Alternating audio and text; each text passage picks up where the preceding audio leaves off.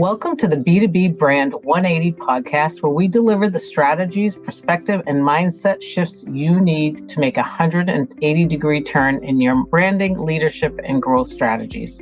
I'm Linda Fanaras, CEO of Millennium Agency, and your host today. Let's get started with the hard truth. If you're an executive and you're not actively using LinkedIn today, you are invisible to a large portion of your market. Because this year in 2026, LinkedIn is no longer a platform. It is actually your digital reputation. Today's guest is Eli Igra Serfaty from MAIA Digital, a leading LinkedIn agency focused exclusively on B2B executives and organizations. Eli and his team help leaders turn LinkedIn into measurable growth through strategy, content, and amplification. From startups to Fortune 500 companies, his work sits at the intersection of visibility, credibility, and revenue. Eli, welcome. I'm really excited to have you here today. I think LinkedIn is such an important part of any business owner, entrepreneur, CMO, anybody who has any type of organization. So it's great to have you here today. It's great to be here, Linda. Thank you for having me. And I'm looking forward to, hopefully by the end of the episode, creating a 180 shift on how people are thinking about LinkedIn. Yes, and I'm hoping before they leave today, they're going to learn maybe at least 3 top tips, why LinkedIn has become one of the most underutilized growth levers for executives, what a modern executive presence actually looks like just beyond posting, and how to turn LinkedIn into a scalable business asset. So we can get started. What has fundamentally changed? Like, where is LinkedIn today? And why are there so many executives sort of still behind the 8 ball when it comes to LinkedIn? I'd love to get your perspective on that. Awesome. Let's dive in. So Linda, you come from Microsoft. You used to work there. I think what many people don't know about LinkedIn is that Microsoft acquired them in 2016. LinkedIn's been around since 2002, way before Facebook, Instagram, Twitter, the other social media platforms. And since 2016, when it was acquired for $26 billion, a really major acquisition, where today, I think LinkedIn alone brings in $18 billion. So I think it was a pretty good investment on their part. LinkedIn has 1.3 billion members today, very different than where it was traditionally. Many of our listeners, executives, CMOs who have been around in business for many years may think that LinkedIn is just for job seekers or for hiring managers, but today it is the number one platform for B2B professionals, for relationship building. It is not a social media platform. It has social media elements, which we'll discuss, but it is at its foundations a platform to build relationships, to have trust with your audience, with it could be clients, it could be hires. Across the 1.3 million members today on the platform, there are 65 million decision makers. There's 10 million C-levels, right? So we can understand that the audience that is there, in difference from other platforms, also in its usage, are actively looking to make buying decisions, they're not just, scrolling to have a good time on social media. They're usually, there for work. What's really important to understand is it's still very early. It's a growing platform. And I think what's really interesting to help people understand of how early it is only 1% to 3% of users on LinkedIn today create content.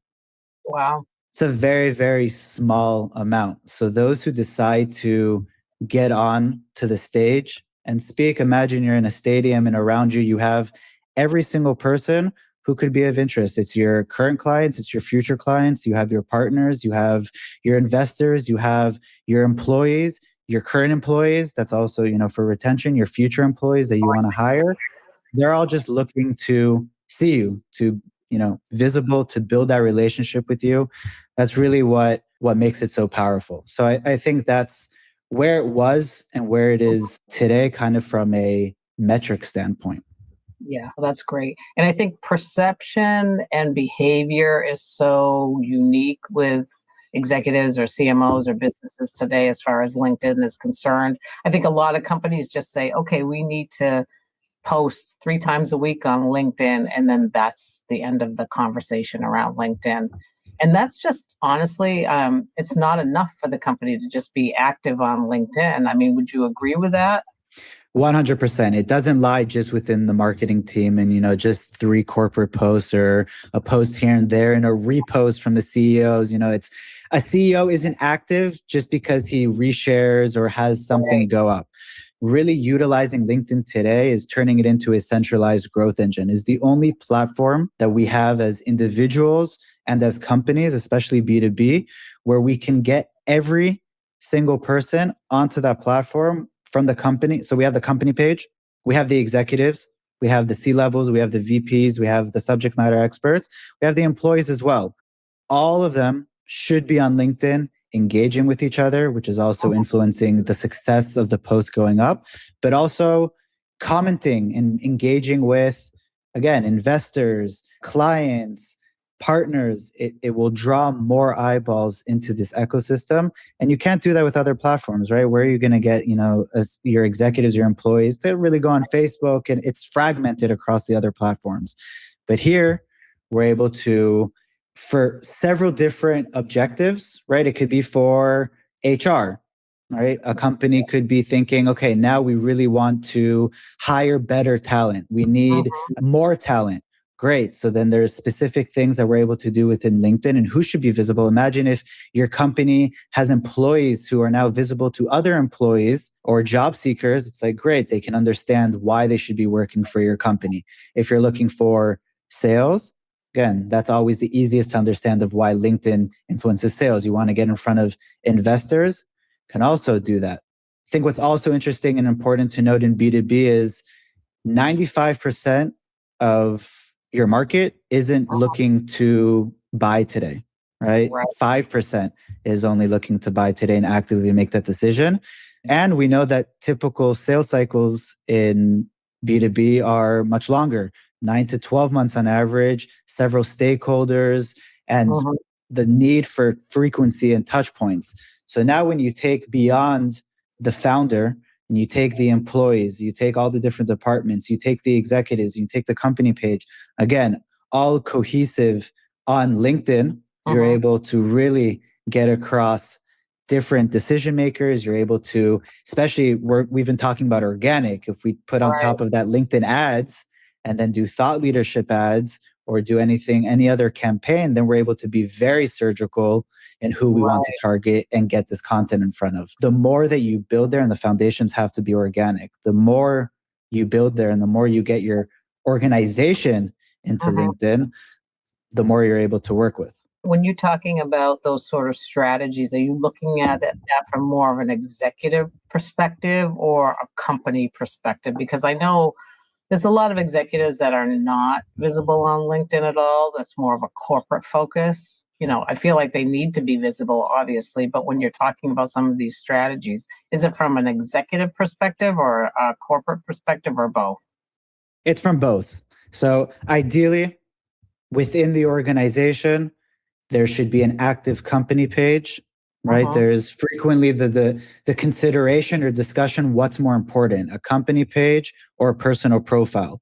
Both. They both serve different purposes and different audiences. And especially larger organizations, more recognizable brands, more resources do allow them to be on both places within LinkedIn, right? Maybe we're not talking about go be on every platform. We're talking about be on LinkedIn, but make sure that you're in every place within LinkedIn. So you have a company page, and that's the corporate page. And that's, important because people are doing their due diligence. Again, whether it's clients or employees, they're going to a company page to check them out. And if it's not maintained and there's no activity and frequent content, then it's a missed opportunity, whether people are searching on LinkedIn or on Google. Again, someone types your company on Google, the first thing that's coming up, probably even before your website, is the LinkedIn page. So that's the corporate side. And then you have the executives, which, yes, the CEO, the CMO, the CPO, the CTO, all of them should have a presence on LinkedIn. Different voices, different audiences, right? A CTO will be speaking to the technical audience. The CEO or the CMO can speak to other audiences and have different strategies. Under them and together with them, there's the employees that amplify both of those channels, liking, commenting, sharing, but also creating their own content, right? And then you have employees who are now not only more effective in their jobs because they're now able to get their messages out or the company's message out to different audiences, they're also now more engaged. And internally, companies will see higher retention because they have employees who now are being invested in with training. They're getting recognition. They're feeling more connected to the company because they're able to talk about their work, be proud of their work, who they do it with, what they do. And now you're creating this flywheel that's really, again, HR, sales, marketing, fundraising, pretty much. And that's exactly what we focus on when we meet a prospect and we're considering working together. We're not diving straight into, well, what metrics are you looking to gain on LinkedIn? It's, what are you looking to achieve in your business? What are the main things in the next 6 to 12 months that you need? Right. And some will say, well, I'm, about to go and hire my Series A or my Series B. Great. There are things that we need to do to get in front of the investors ahead of time. Not today when you want to open the round, months before, or you're going to a new market, or you're looking to hire for a different position, or even you're looking to improve conversions or retention. These are all things that can be influenced through LinkedIn. Is there one thing that executives just get wrong when it comes to LinkedIn? There's several things. I think one of them, it starts from a mindset. Again, it's that paradigm shift of, great, LinkedIn is not just a social media platform or just, for job seekers. I understand why I, as the executive, need to be there and why my company should be there. And I guess that also ties into another hesitation, which sometimes, people will say, well, I don't want my employees to be visible because then they're, gonna get poached and they're gonna leave the company. It's like, no, your employees aren't going to be leaving because they're building a brand and contributing, to the company from there. If they're leaving, there's a whole nother, element and discussion on why that's happening. Exactly. There's a lot more good to be gained from them being present on LinkedIn than being poached, right? If he's a star employee, these HRs or headhunters, they're going to find him or her and get to them. But if they're visible and you're focusing more on, great, how can I focus on keeping them engaged, incentivize them? If you get your employees to be active, make sure that you recognize it. Make sure that you and their managers are saying, hey, Linda, I noticed your post. Good job.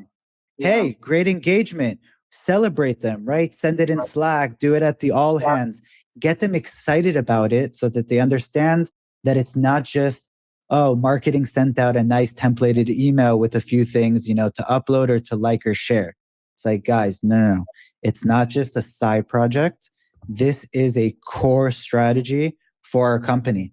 We're going to be there as the executives, and the employee initiatives always work better, of course, when they see the executives there, right? So if we're talking about, priorities where they should be, first start from yourselves, walk the talk, have the leaders being active, because one, that will be super effective, from when your clients see you as the leaders and the founders being active. But it'll also help the employees say, well, great, I see them. I also want to get involved. And you don't have to start in the entire company. It can be a big win to start. We typically start with 5, 10, 15 employees, right? Get them to start the groove. And then other employees start seeing them. It's like, oh, this looks great. Oh, this is fun. Oh, I heard about them. Can I also get involved? And then we open another group and they join. And then it becomes really, a whole ripple effect into the whole company. Perfect. I know we talked about a few pieces related to this, but what does a high-performing LinkedIn strategy look like, and what are the non-negotiables? It can vary depending, but I think each individual should be aiming for at least 2 to 3 posts a week, ideally 3 posts a week, minimum once a week. Don't need to be at 5, right? I like to give a scale to people to kind of understand. And if we're looking at the time investment that's needed, again, whether you're doing it on your own or you outsource it and you have someone supporting you, it's usually about an hour a day that needs to be done. And if I look at what needs to be done on what should the executive listening, saying to himself, great, well, I'm going to do it alone for now. It's putting in your calendar for an hour, whether it's 30 minutes in the morning, 30 minutes in the evening, and you're doing a series of actions. You're inviting people into your network every day. You can invite around 30 people a day, 150 a week, depending on what days. Look at it a weekly basis, 150 people a week. You need to continuously add people that are relevant, whether it's future employees, partners, investors, so that when you are posting, they're able to see your content. You should be commenting every day. It's not just posting, it's also commenting. Yes, it does take time, but commenting on 5 or 10 posts can really sometimes even be more effective than a post itself, right? When me and you, Linda, post, the algorithm decides who's going to see it based off a bunch of parameters and our networks. But when you comment, you have the ability to go, whether it's the direct client or person that you want to get in front of, and comment right in front of him or her so that he sees your face, he sees your comment, and is able to click on your name and come to your profile. Or maybe you're commenting on someone that you know your people of interest are also in the comment section and hanging out there. So then they have the ability to discover you through that comment, right? And then there's also the third thing is starting the conversations. It's looking at the engagement. It's looking at the profile views, ideally starting with those people because those people are not cold outreach. Those are already like lukewarm. If someone viewed your profile or liked or commented, that's some level of intent or engagement or interest. So starting a conversation from there may not necessarily lead to a sale, but it could lead to an opportunity, right? Depending on who that person is. Of course, if you need to do a cold outreach, you can also do that as well. Again, depending on the role, depending on the profile. But that's kind of if someone was thinking what he could do himself. It's commenting, it's posting 3 to 5 times, usually a post a day from a corporate page. Yeah, we do look to do more.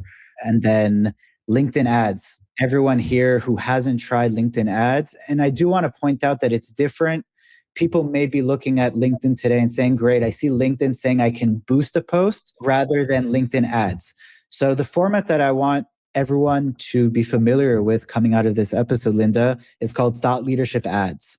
Thought Leadership Ads is LinkedIn's newest format for LinkedIn ads, which is the capability from a company, right? So if we have an overlying company page, you go into the campaign manager there, and where we would traditionally take a company page post and promote to the audience that we determine, LinkedIn now allows us to take a personal post, let's say your CEO's post, right? Or an employee's post, an ad budget behind that, and then decide exactly the audience that you want to see, the revenue that they have, the seniority, the location, and so on.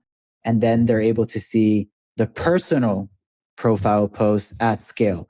And what I love about that format is that it doesn't only work internally, it can also be done with third parties, people external to your company. So if you have a partner or a client or anyone saying something about your company that you want other people to see, you can take their words with your budget and then put it in front of the exact audience that you would want someone third party talking about you and your brand, which we all understand the power of that rather than us talking about our own brand, right? Right. You're not posting, but you're distributing strategic content. The ability to distribute on LinkedIn and create trust, credibility, and authority at scale is exactly where LinkedIn comes in. And I said in the beginning that LinkedIn is a relationship-driven platform. To create relationships, right? Whether it's online or offline, we know this, at home with friends, it takes time, right? To build trust, to build familiarity. That doesn't happen overnight, and it doesn't happen by posting once. You need to post consistently, right? There's the frequency. A month posting once every 2 weeks probably is not going to be enough. Posting several times a week over the next 120 days, that's already a great starting point to then look at it and say, great, are we reaching the right audience? How's our content doing? What do we need to talk about more? What do we need to talk about less? What's usually something that they get wrong is that they quit too early. They say, well, I heard this awesome episode with Eli and Linda, and they started a few times. They maybe didn't see what they were expecting. We can talk about also kind of like the algorithm, the impressions that are happening today on LinkedIn. And then they stop after a week or two. LinkedIn is long-term. The things that we're discussing here, Linda, are over 6 months, over 12 months, over the next 18 months, right? And this all aligns with B2B and the nature of how, these deals work and these relationships work. That's why I always come back to it, because we need patience. You need patience and consistency. And if you focus on bringing value to your clients or to your audience, right, and consistently showing up, I don't know how long it'll take, and I don't know what it'll be when it comes to you, but I have no doubt that life-changing opportunities will come your way, to your company's way. If you do all of this and you're out there and you're allowing people to understand who you do, what you do, how you can help them, again, it depends on who the person is or what the company is or what stage it is, things will come. LinkedIn isn't just a lead generation, right? Sometimes people just think lead generation. I look at it more as opportunity generation. Yes, yeah. Right? Because when you're out there and you're visible, opportunities will come your way. That could be a podcast invite, that could be a sale, that could be a hire, and so on. No, that's perfect. If you boil it down a little bit, you're talking about LinkedIn. It's not just about content. It's not just about posting here and there. You have access to a tremendous audience. You have access to having great conversations. You have access to building these relationships that bring new opportunity. And there may not be other ways to do that, especially in this global national environment that we're in today. It's not like you're going to a trade show every week. Maybe some companies do, but if you're looking to make connections, LinkedIn provides a great vehicle for that. So definitely. I've met incredible people all around the world because of LinkedIn. Some of them have just formed into friendships, and that's super valuable. And, many have turned into business opportunities. What I also enjoy about LinkedIn is I find the conversations and the things that we're able to learn there, not only to sell, we're able to really, they're stimulating, as opposed to other platforms that are a little bit more toxic and a little bit more Wild West. No, that's a great point. Was anything else you wanted to cover? One thing, if it kind of just, to give an overarching framework to maybe help people remember the things that we discussed. So I like to look at it as ARC, ARC, attract, relate, and convert, right? So the first part, to attract people, really starts from your profile. You have to optimize your profile. We were talking about content and commenting and having a presence. But everyone here should make sure that your profile is optimized, that it looks good, that it's aligned, that it's a strong first impression, just as you would invest in your website. You don't want people coming in that you've brought in and then dropping off and not understanding, how you can help or why you're the right person. So once you have that profile and you start with your presence and you're creating content and you're commenting and you're out there, you're able to attract people and get people to start saying, well, who is this? Who are they?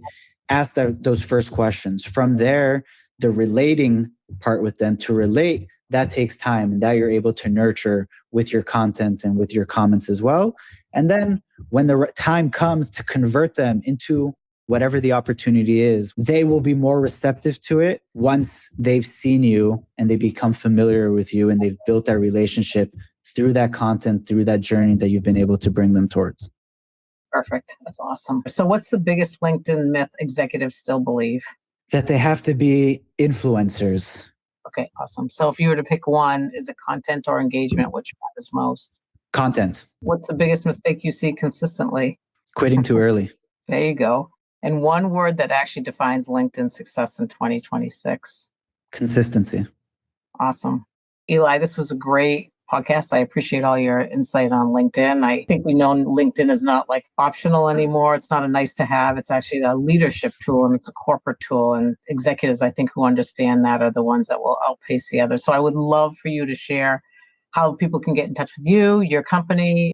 So this will probably not come to a surprise to anyone, but you can find me on LinkedIn. Me and my co-founder, Shai Teberg, and we have our company page as well, MAIA Digital. We're talking about best practices and trends and anything that's important to LinkedIn. Feel free to, if you have any questions from our episode, or ideally after 120 days that you really gave everything here a try, feel free to reach out and say that you came from this episode, and I'd be happy to help with anything from there. Our services, if there's anything that we can help with LinkedIn, anything and everything LinkedIn, we'd be happy to help, from company pages to thought leadership for executives or to training your team so that they can also be on LinkedIn. That's great. Thank you. Thank you for listening in today. If you found this valuable, please hit like, share, comment, or subscribe. And if you're ready to rethink how your brand shows up, visit mill.agency or lindafanaras.com. We'll see you at the next episode.